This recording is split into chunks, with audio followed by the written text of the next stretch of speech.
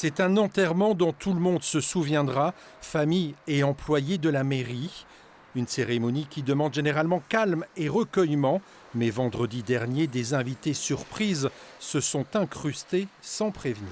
On s'est aperçu en ouvrant le caveau qu'il y avait des marcassins qui s'étaient introduits dedans la veille au soir.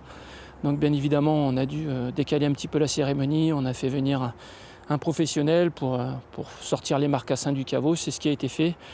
Les marcassins ont été sortis, ils ont pu retrouver leur liberté et la famille était contente. Situé dans un parc naturel, le cimetière est un terrain de jeu pour les sangliers. Ça, c'est une trace de patte. Et ça, c'est ce qui remue avec la truffe. Des animaux qui cohabitent avec les morts et qui évitent surtout les humains lorsque l'idée leur vient de traverser cette zone sur les hauteurs d'Antibes.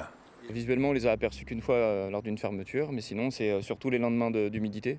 On a les traces surtout dans les zones où on a du chêne, parce que c'est ce qui les attire le plus, ou là où il y a de la terre fraîche.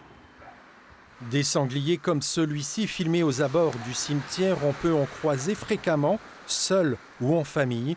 Des animaux souvent calmes, mais qui font des dégâts. Le grillage qui entoure les tombes est d'ailleurs fréquemment détérioré. On va renforcer progressivement le clôturage.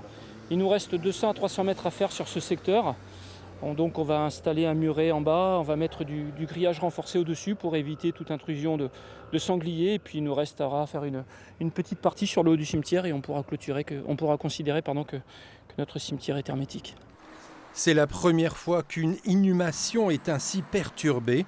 Depuis l'épisode incongru de vendredi, le cimetière des Samboules a retrouvé sa quiétude.